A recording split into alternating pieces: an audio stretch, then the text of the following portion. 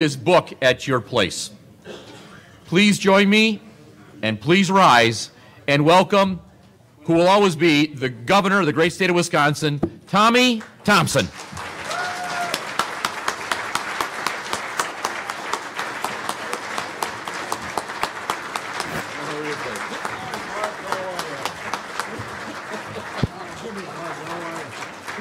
I love you. How are you? Where are we going?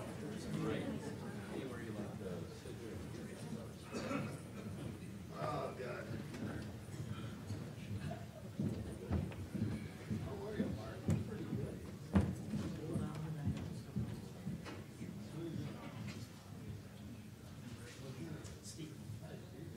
Always be nice to people to hook you up with a microphone. Really screw you up.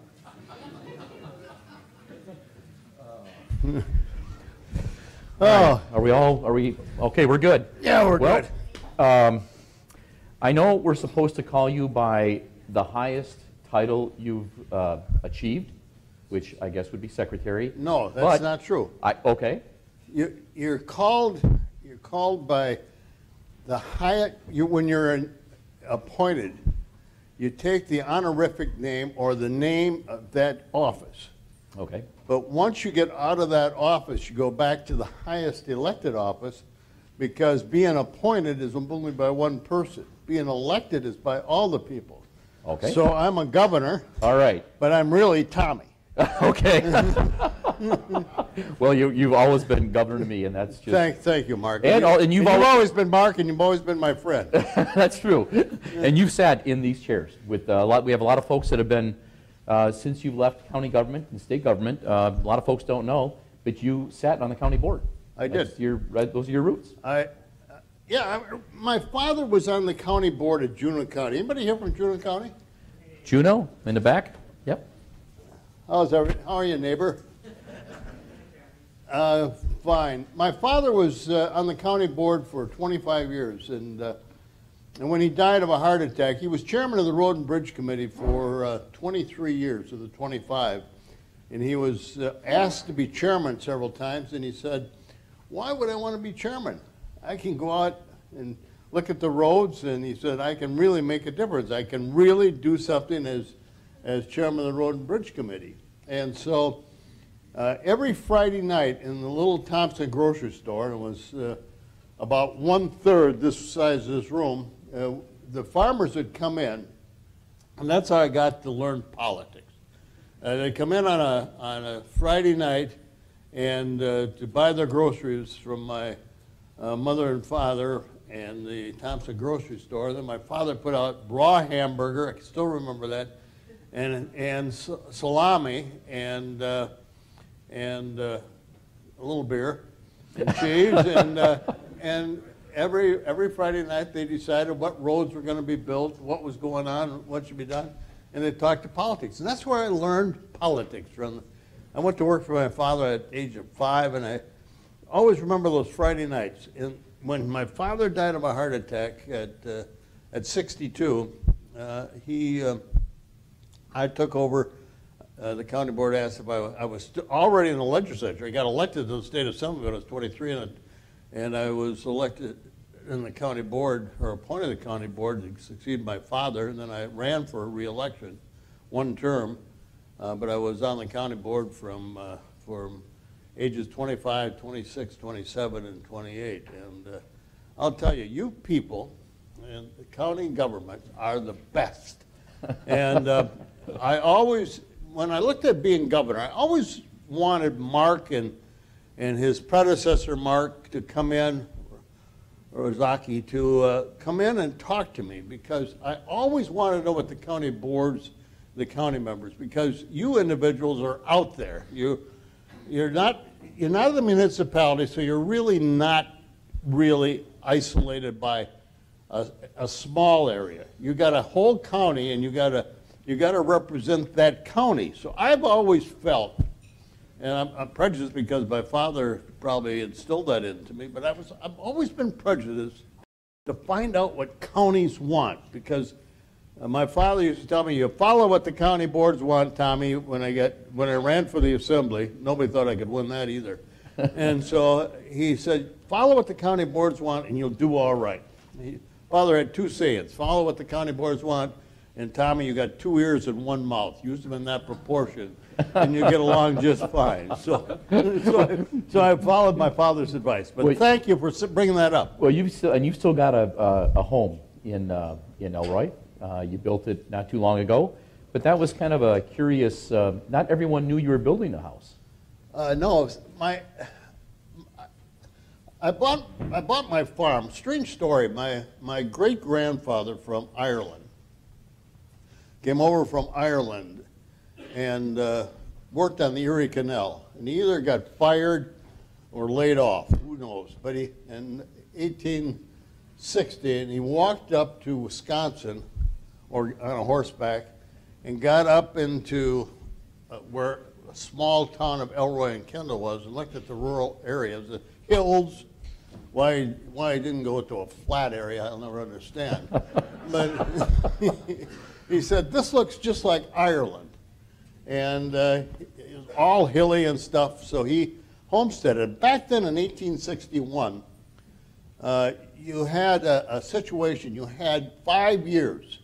They'd allow you to have 120 acres, but you had 5 years. You had to clear the land, you had to build a house and a barn, and grow crops. And if you could do that in 5 years, you were able to have the land.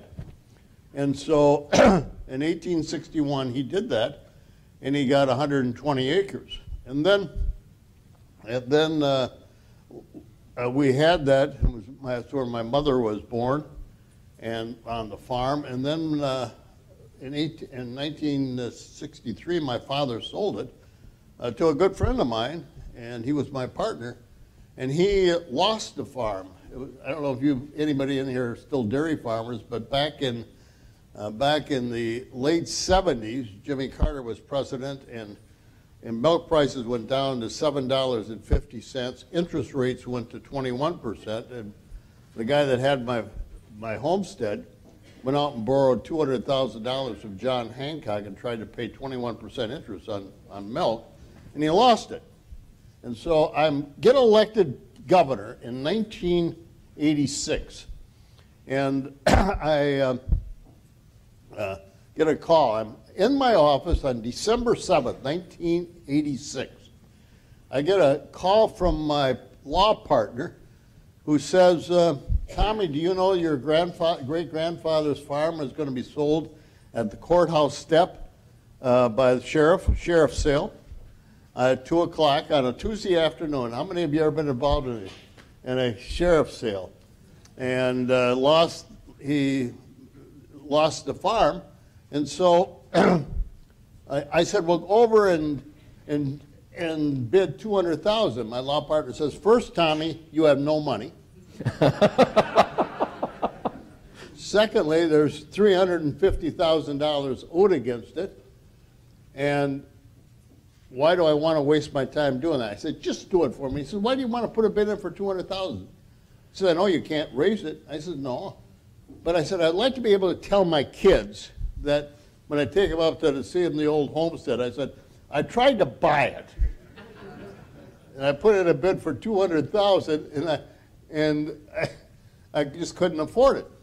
So I go around and I'm talking to people, you know, probably talking to the county boards about who they thought I should have for various cabinet officers. And went out, still remember this, went out with Chuck Thompson at 12 o'clock, and I said, we got to move faster. We're not getting enough people in here. We don't have enough appointments. I had Klauser and Kim Cullen and a couple other ones, but I had a lot more to appoint. And so we went out, and I came back at 1:30, and I got a call from my law partner. And he says, you got it. I said, got what? He says, you got the farm. And I said, what farm? Oh, my God. I said, he says, your grandfather's farm. I said, how can you do that? I told you only bid $200,000. He says, yeah, I went over there. John Hancock bid $195,000. I bid $196. They bid $197. I bid $198. They bid $199. And I bid $200, and they closed the books and walked off. And all we could think about is, you know, that was what the original note was, and they figured they got that all the interest rates they'd forget about it. So he said, well, you got to have $50,000 by Monday. He said, I don't know where you're going to get that. And so I didn't know where I could go. I knew the banks wouldn't give me 100% funding, even though I was governor. Soon to be. But so I called my sister. She was a professor out in California. And I said, I called her Sal. Sal, can I borrow $50,000? She said, no. and and she thought, you know, that I was asking for a campaign debt to pay off campaign debt. And so she wouldn't give me the money. And she said, what do you need it for? And I said, well, told her the story. And she said, I'll tell you what I'll do, Tommy. I'll give you the $50,000, but I get half the farm. That was a little much.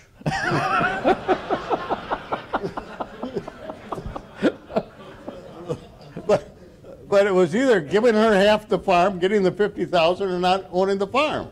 So what do you do? I took the $50,000, and then I went, and I still don't know to this day, I went down to the Reedsburg Bank. Well, I didn't go to Elroy or Mock or somebody. Went to Reedsburg. I never did any business. They walked in and said, can I borrow $150,000? You're Governor Tommy Thompson? Yeah, you can have $150,000. Should have tried the full 200. But anyway. I got $150,000 with the Farmers and Merchants Bank in Reedsburg. I don't know why I was there, but I was. And so I got the farm, 400 acres for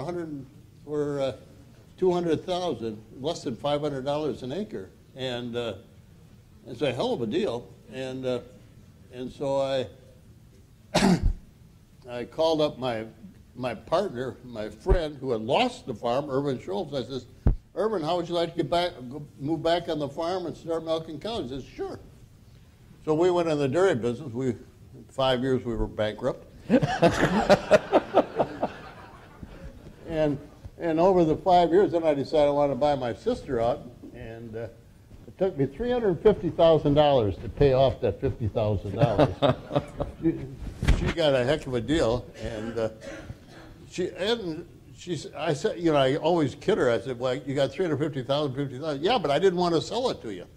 I gave you a deal because I sold out. So I got the farm, and now I farm. Now I got 1,500 acres. Each year I try to add on to things. So I farm 1,500 acres, and we have belted Galloways. You know what? Anybody know what a belted Galloway cow is? Yeah. They're Oriole cows, you betcha. Black in front and black in the back. You got a white belt around them. We got 75 cows, and so. But it was a few years ago. You wanted to talking way too much. Well, you wanted to build a house on this property. Oh yeah, I forgot about that. But the story I'd like you to tell is, not everyone knew what you were doing. Well, first off, Mark has been up there. It's a beautiful place. It's gorgeous, beautiful land. We took a pickup truck all around the property and grilled out steaks in the backyard. It was, I mean, it's beautiful. But before there was any house there. There was any house. Yeah, I used to hunt this, and I always thought, you know, on this hill came out so much of a point, and I looked over the valleys, and it was just gorgeous. I thought, you know, if I ever got any money and could ever buy this, I was thinking of this, you know, as a kid hunting in the hills, you know, and I thought, you know, I'd really like to build a house there. So I got it, and then I thought to myself, you know, first off, when I bought it, Sue Ann, my wife, said, I don't want you to buy any farm. We're not going to be farmers, and you know that. And I said, I'll tell you what, just let me have it for a year, and I'll sell it in a year. I knew damn good and well I wouldn't. But she agreed to it, and so I was giving speeches, doing real well after I left the federal government. And I thought if I'd bring the money home, we'd just spend it. And I thought to myself, you know, why don't you just build yourself a hunting cabin up there, and you can do it, and Sue Ann won't know about it. and so how dumb. Can you hear? I'm a governor and a legislator and an attorney, and been married for 30-some years, and thought that I could build a place in Elroy without anybody knowing about it. Come on, I mean, you're probably saying, why did we ever let you governor? Anybody that dumb? But anyway, I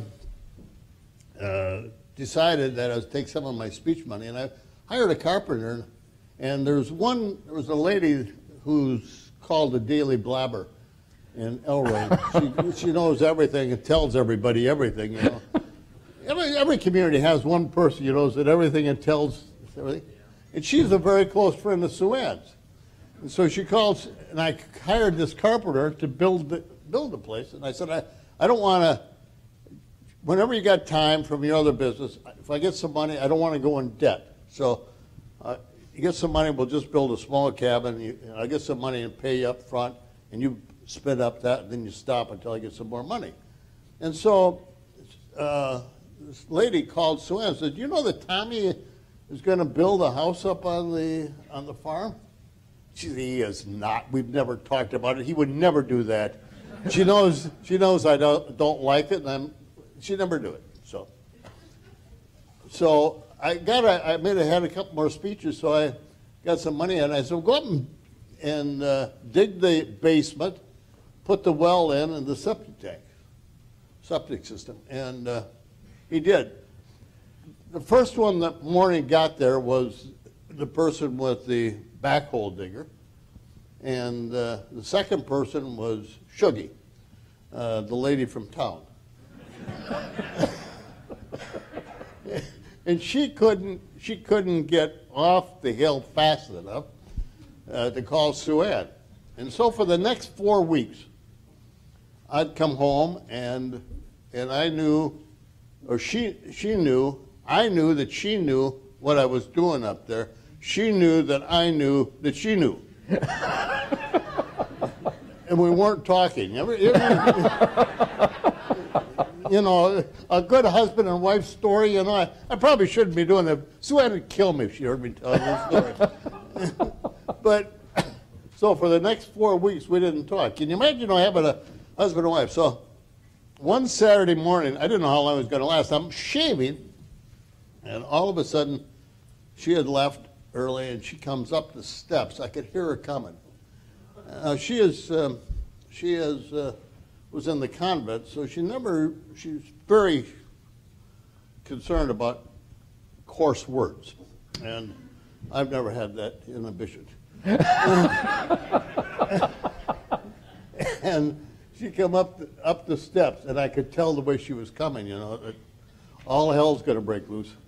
And she come in and starts on me, saying words I've never heard my wife say. And you know, you would think by this time you'd been married long enough, the worst thing to do is to start laughing. But all I could do was laugh, and that made things worse. And all of a sudden, she picked up something and threw it at me and walked out. And so then I didn't know Saturday night if I should come back. I went up to the farm. I didn't know if I should stay up there or not. But I came back, and she threw an offer to purchase at me. She said, "You're going to build a farm." She had went out and bought a house on Lake Wisconsin, and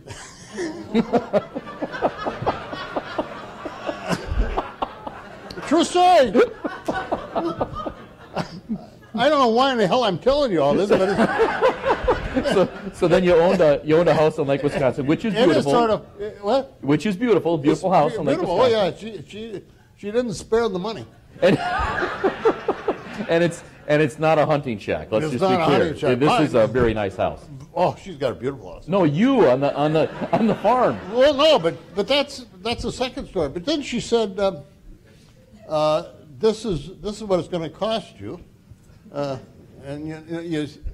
you stop and calculate. You got 3 kids and 9 grandchildren, and a divorce costs this much. And this. It was a hell of an expensive. The lesson to be learned is, husbands, never do something without telling your wife. Right? Oh my God, that was an expensive learn. And so then about 6 weeks later, she finally came up to look at it. But hers is beautiful. Mine was this little 3 broom thing, and she said, "That is the ugliest looking thing in the world." She said, "Where are me and the kids going to sleep?" I said, "Well, I didn't expect you to be sleeping here." And so, to her credit, she said, "We got to redo this." So she doubled, tripled the size, and made it. She redesigned it and turned it into, as Mark has seen, it's a beautiful place. Beautiful, beautiful. And all I wanted was, was a small kitchen, one bathroom, one bedroom, just go up and look out over my valleys. But she turned it into a nice thing. So, lesson we learned: never do anything without your wife knowing about it. and should have sold the farm after a year, but I guess not. So, Hey, Governor, when you think back on your time as governor, so much got accomplished. Infrastructure in this state, welfare reform. County Executive Alan Vico is here. You guys teamed up on every welfare reform you could dream up. Was Alan here? Alan's here. He's right there, waving his hand. Hey, big fella, how are you? What are you doing back here? You're retired. Still working. Well, there's a great American right back there, I'll tell you. Is there a, yeah. Every cockamamie idea I had on welfare, I'd call up Alan. He said, "I don't know if it'll work, but I'll try it." And you did a heck of a job. I got a lot of credit, but I owe you a lot of credit for trying everything. And I got several of the county boards. La Crosse County was great, and Fond du Lac County, and several counties. I just tried everything. But what we did is we wanted to try things differently. I look at government as, Mark, and you do the same thing. Why run for these offices unless you're going to do something? I mean, why spend your time going to the county seat if all you're going to do is fight? You can do that with your spouse. I've learned that. And I came as governor, and I thought, Tommy, you got one chance. I never ever expected to get reelected, and I thought, you got one chance. Go for the gold, and try things. And I tried everything I possibly could. We started 2020, the highway system, which is still the backbone of highways, and the county boards were right there. How we set up the network, it was fantastic.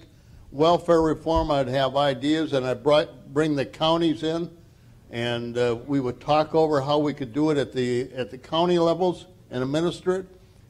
And it worked fantastic. It was a tremendous partnership. And I've always believed, that people run for jobs, and they get elected, and they like them, and they just want to stay. I mean, why? I mean, you want to run, you want to do something, you want to make your city, your county, your state better. That was always been my philosophy. I can always think back. I say, I could have sat back for 4 years and said, well, the Democrats control both houses. How are you going to get anything done? Or I went beyond at the beginning, the Democrats didn't want to work with me. And I understand. I'm not being partisan up here at all. The Democrats didn't want to work with me.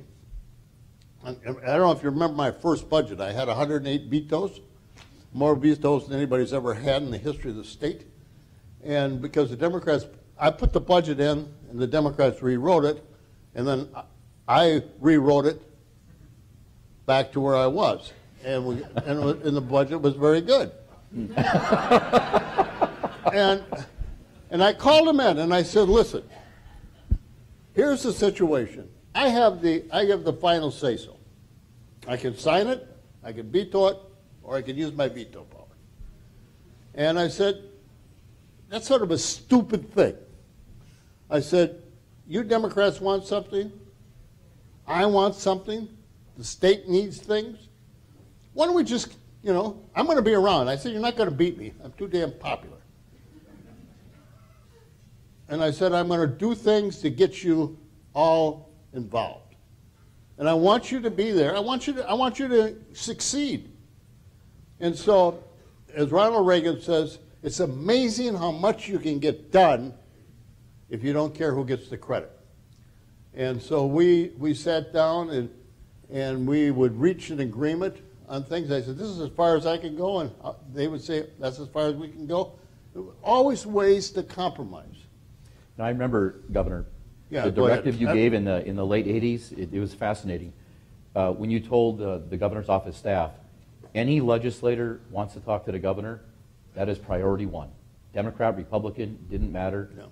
That was a different way to go about doing business. Yeah, it really was. And is anybody here from Kenosha? Remember Joe Andrea? Yeah? Joe Andrea, every Tuesday we were in session, Joe Andrea, a Democrat state senator, was in my office. And he would come in and he'd tell me what the Democrats were doing. He'd tell me what he needed. He'd tell me what was going on in Kenosha. And he would work with me, and we'd get just all kinds of things done. And then one day he was in the Democrat caucus during the budget, and Chuck Qualla was the majority leader, and Joe wanted to get something done, and Chuck Qualla says, absolutely not. You're not going to get it for Kenosha, or you're not going to get this for your district or something. Joe said, I don't care. I'll go up and talk to my friend Tommy. And he left the Democratic caucus. He came in to see me, and he says, Chuck won't give me this, but I need it for my district. I said, okay, let's figure out a way. He went back to the Democratic caucus. He said, I don't care what you do. Tommy's going to take care of me in the end. So you either put it in or he'll veto it in. So whatever you want to do, I don't care. But, well, speaking of doing things differently, I want you to talk, and people will read this in the book, but I'm not sure they're going to get the same flavor as what you can tell in the story. But if you recall at the residence, when you had some people who were sentenced to be in our guests in our state prisons, God, yes. They were doing some work around the residence, and you did things a little differently with them. Tell us that story. Well, I was down when I was governor. Other governors wanted me to come in and speak to them about how they could get things done in their states. And I went down to Mississippi and stayed overnight with the governor down there. And I noticed that all the workers, employees, were inmates. And I thought, well, that's a great thing. He said, yeah, it's great, works out great. So I came back to the executive residence, and I told the people at the staff, and I went in and told my chief of staff and my lawyer that I wanted to bring prisoners in and work at the executive residence. Now, my wife and the staff at the executive residence went crazy that they were going to have prisoners in the house. But I said I want to do it. And my lawyer, Ray DeFora, and Stuart Simonson were just absolutely, Dean Stensberg over there remembers this story, and they were just apoplectic. They're going to lose their minds, and I would bring prisoners into the executive residence. And I said, well, other governors do it. I think it's a great thing. They're going to get out of jail someday, out of prison. Let's rehabilitate them. Let's give them, what better place to work for the governor that, they're not going to do anything. They're certainly going to do anything with all the security that I've got around here. And so, but the employee says, okay, but they're staying outside. They're not coming in here. Well, whatever. And in less than they're there about a week, and the cook chef, who was so opposed to him, and he was 6'4", 300 pounds. I don't know what the hell he was worried, but he was. After a week of being around him, he liked them, and they had a big birthday, and he brought them all in and made birthday cakes for them, and everybody liked him. And then one day I was tired, and I went out, left the office, and I went out to go to the residence and do some work out there. It's hotter than heck in the summertime. And so I went out there and I said, well, how would you guys like to go out on the lake? There were 5 of them, 5 prisoners. I said, well, never been on a lake. I said, do you know how to swim? No, I don't know how to swim. I said, do you know how to water ski? No, I don't know how to water ski. I said, well, I went and got them swimming suits and went out there. They were afraid, and I was driving the boat, and I think Dean was with me, and some other people. And then I got life jackets on them, and then I tried to teach them how to water ski. And one guy twisted his ankle pretty badly. But, I mean, they loved it. I mean, it was just one of the greatest days they ever had. But they went back to the prison, and one had a noticeable limp, and they wanted to know what was going on, and he didn't want to get me in trouble. So he tried to say nothing. He tried to camouflage his walk, but he finally confessed. He said, the governor took me out water skiing.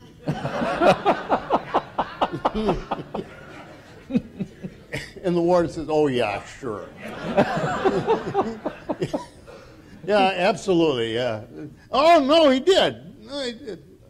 And she was a woman down at Oregon, and she called, the warden was a woman at that time, and called up my chief of staff, Stuart Simonson, and says, what kind of blankety-blank place are you running up there? You know that one of my prisoners came back and got injured water skiing? And Stuart Simonson was so opposed to me having prisoners out there. And I'm out having lunch at the thing, and he comes out. And you could tell, I mean, here he is, so mad. His face is as red as you can imagine. He was just furious. And I knew what was coming. And he's, Governor, what did you do out here yesterday with those prisoners? I don't know what you're talking about. He said, you know, the press is going to get this, and it's going to be all over the press that you were out water skiing. I said, come on, Stuart, who told you I was out water skiing? I was working. You know better than that. He said, well, some prisoner went back to the institution and told him it was limping and said that you tried to teach him water skiing. Stuart, you know that's just a big story. Don't even think anything of it. Governor, I know you're not telling me the truth. I said, just don't worry about it. Everybody loved it, but it was a fantastic thing. Well, let me ask you this. Let's bring it to a current day issue. I know it's a passion of yours. Are we doing the right thing these days with our incarcerated individuals? What ought we be doing? Well, let's face it. I mean, right now we have 25,000 people locked up. Now, half of these probably should never get out. Maybe that's high, but let's just say, for argument discussion purpose, half should. But half are going to get out, and a lot are going to get out soon. Is it smarter to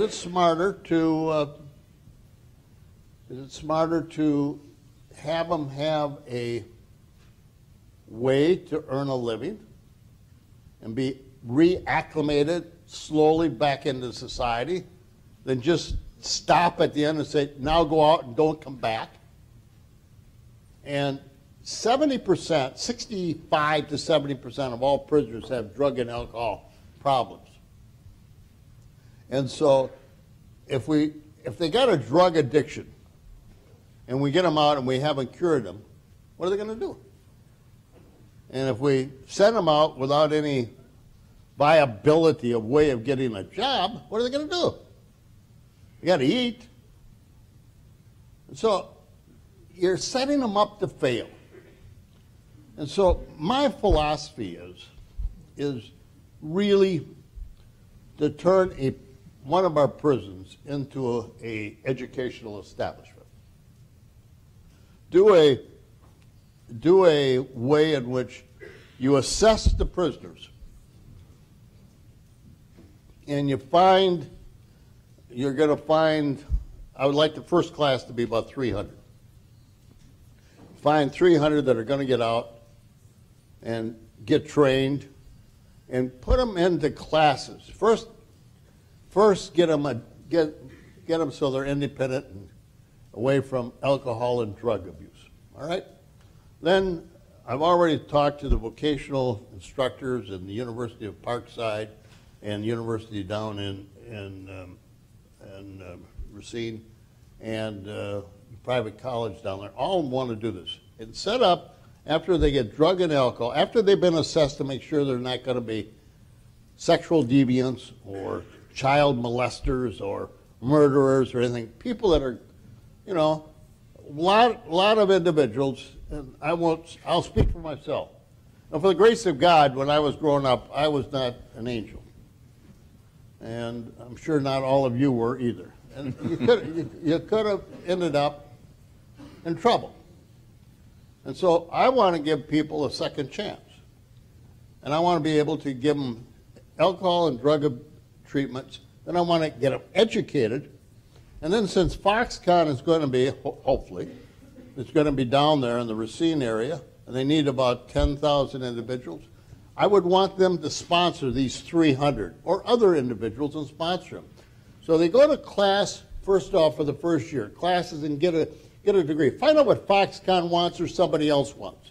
And then have the Merchants Association and the Manufacturers Association, or even the county boards, sponsor 1 or 2 or 3 or 4, however many you need. And for the county boards, you know, you sponsor somebody that you can teach them how to drive truck for you, or teach them how to lay blacktop, or teach them like this, and you sponsor them. Let's just say that for the counties. Or for Foxconn, they have to learn how to manufacture big TVs. And how many of you have tried to hire a TV repairman? It's impossible, right? You can't find enough plumbers, you can't find enough electricians, you can't find anything. Let's teach them some trades and give them that kind of training, and then have Foxconn sponsor them. And so for the first 6 months, alcohol and drug treatment. Second year, get them real educated. Then the third year, be able to put them out in the morning, go to class in the afternoon, they go to work. For the county, so to speak, or for Foxconn, or for any other individual company that needs them. And everybody in the state right now is looking for employees, right? And so let's get them down there and sponsor them. And then for the next year to 2 years, see if they are able to do the work. And then have Foxconn and the counties, and Racine or Kenosha County or Walworth County down there, hire them. And then they walk out of prison, alcohol and drug free. They have the skills to do what you wanted at the county level or at Foxconn, and they're getting a good wage, and they won't come back. Wouldn't want to go back to that. And so you rehabilitate them, and that's what I'm working on right now. That's what I want to do. And Wisconsin could become the model for the country of being able to change. And every one of us in the family, I'm not saying every one of yours in families, but my family, you know, has some opioid problems, right? And they get hung up on some opioids, and they end up in jail. Better to get them treated and get them out and get them some kind of skills. I bet every one of you in this room knows somebody out there that's got hung up on opioids, and they're good people, but they just got hung up and they lost their way. Let's do something as a society. Employers need them. They need the opportunity. and right now we pay $30,000 to $32,000 to treat them. We could send them to Harvard, for God's sakes. There's enough money there right now to keep them in jail. And then here's another way to make sure that there's no problems. If they break any of the rules, they can't stay in this program. They get sent back. So what do you think they're going to do? They're not going to do anything that's going to cause them to go back. They'll want to stay in that class. And all the other prisoners have heard about this, and they'll want to clean up their act. The prisons will be safer, there will be less assaults, and that the prison population will be calmed down because they know they have a chance to work themselves out of prison. Now, isn't that an American way? Isn't that a modern way? And isn't that the way we should do it? I rest my case. It's a county board solution. It's a county board solution. Governor, how has politics changed? Is it better today? Is it worse today? Is it different? No, it's bullshit.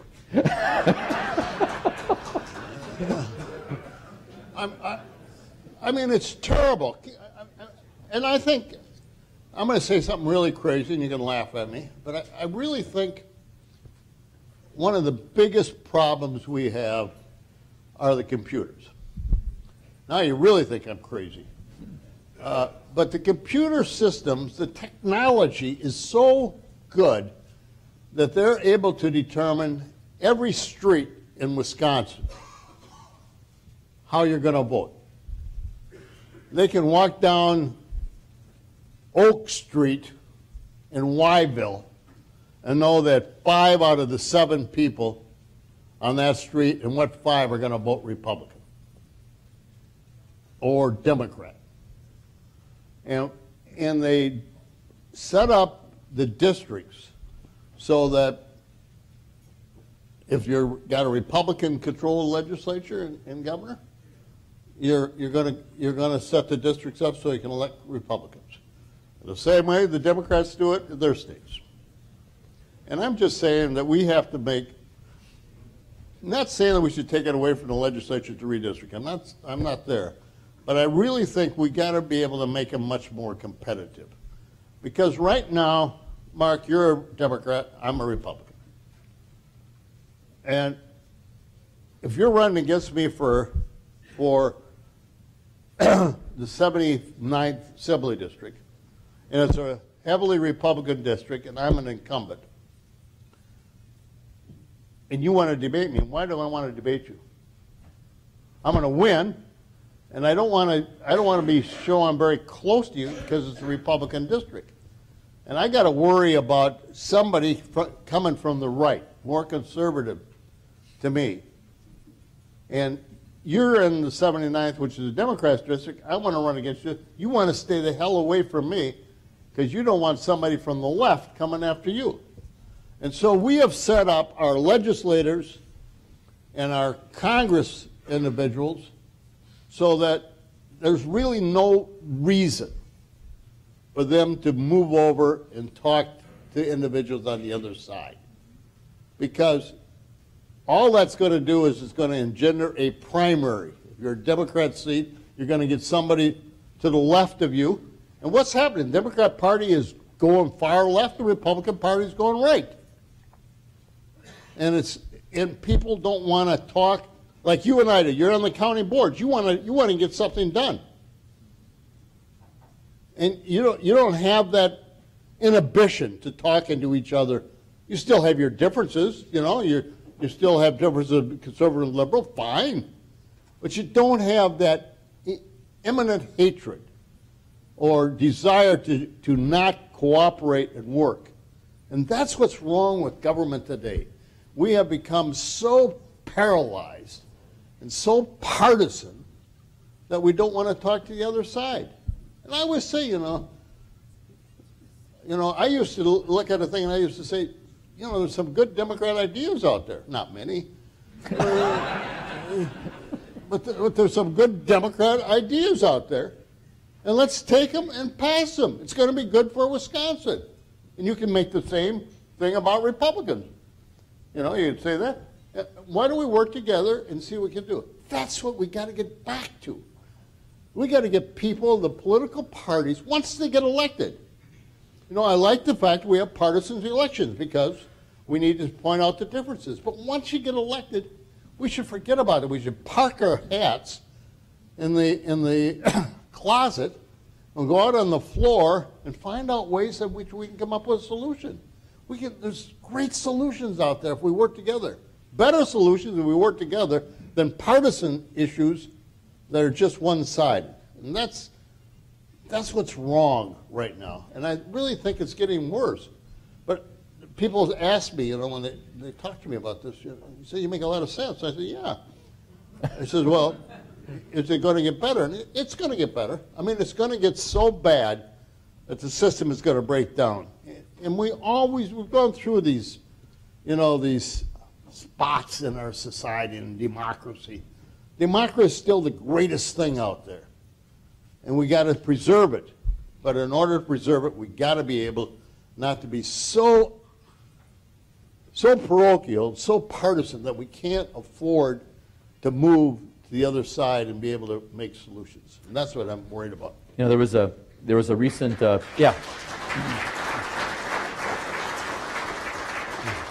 we had a recent get-together where it was Scott Jensen and Chuck Walla. They do a WisPolitics show. Sure. And I asked Mr. Jensen, do you ever miss those days in the Capitol when you were negotiating across the table with Chuck on the budget? And Scott said, no, I don't miss them at all.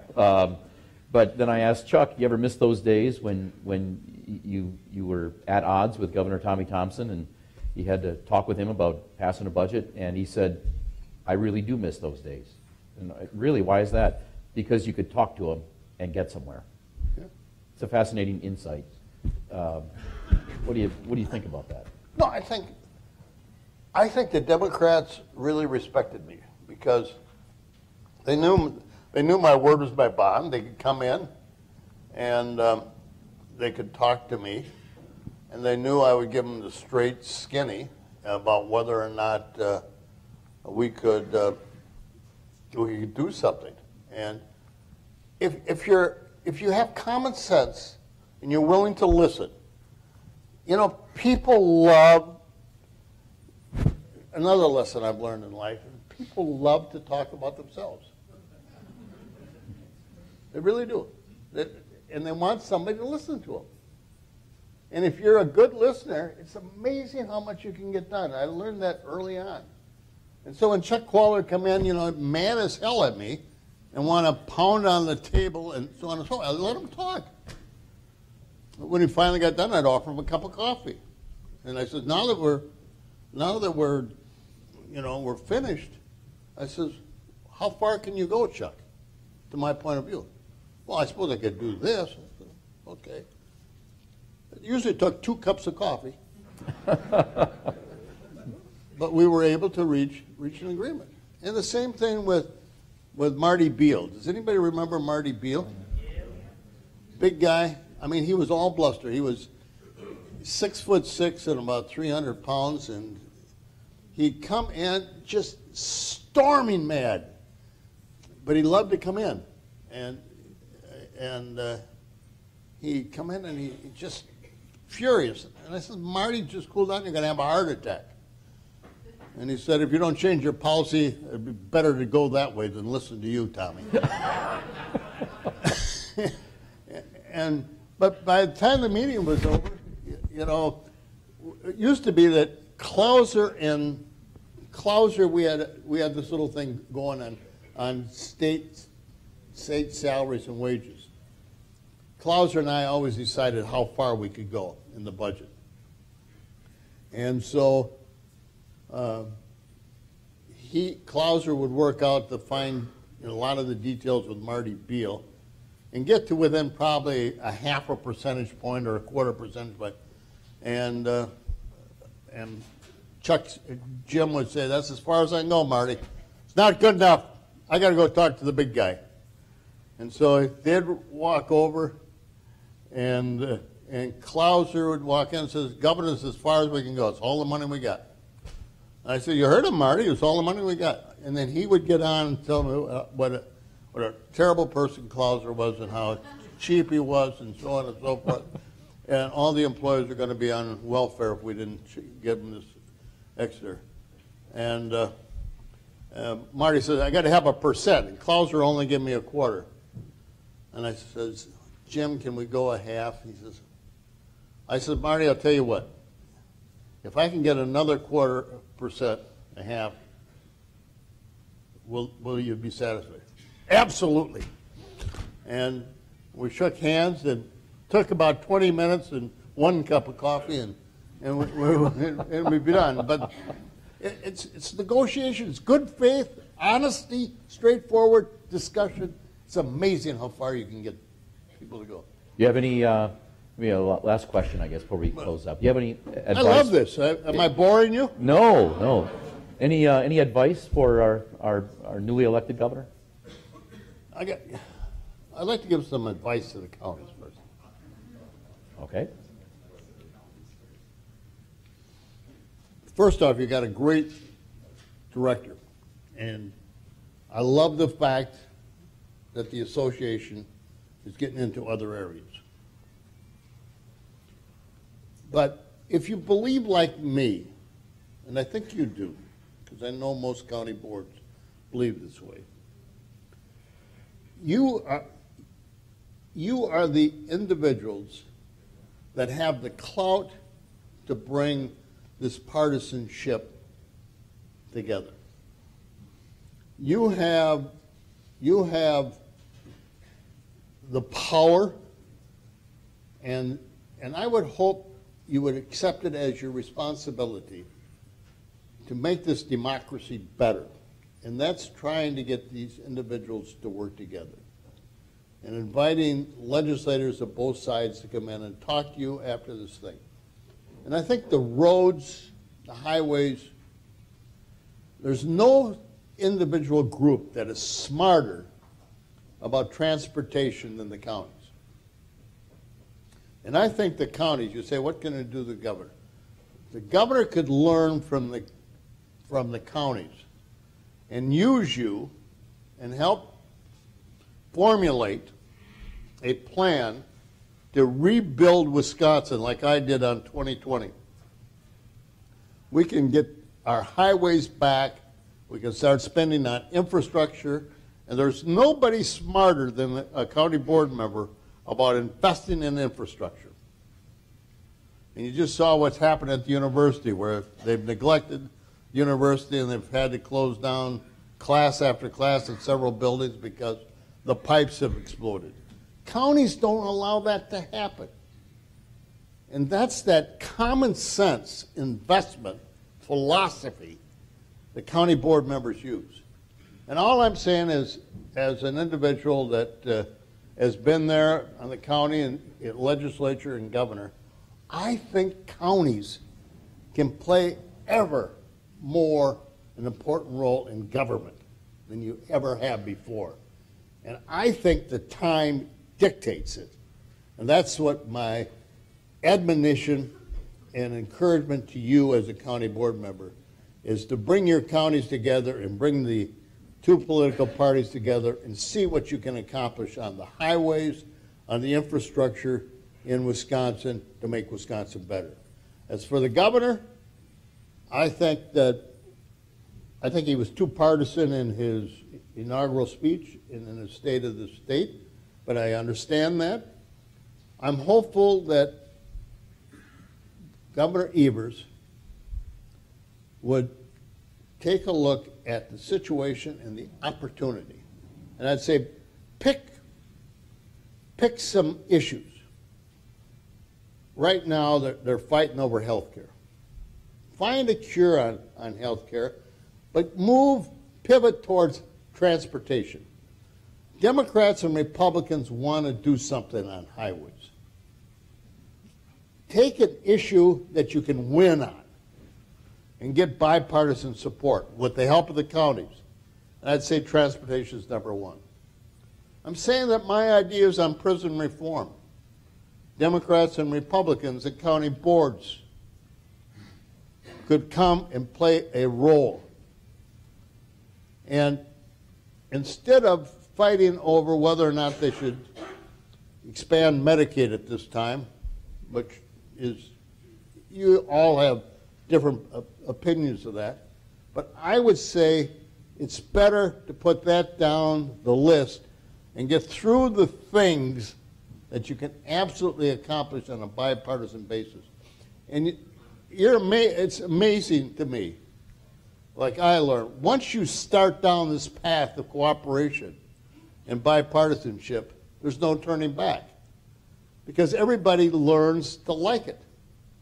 And everybody can play a role. And everybody can be a winner.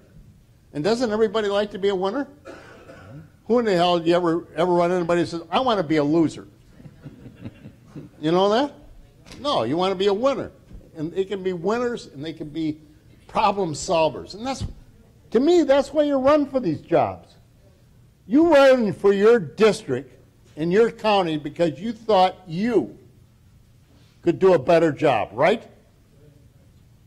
And you ran for it because you had ideas.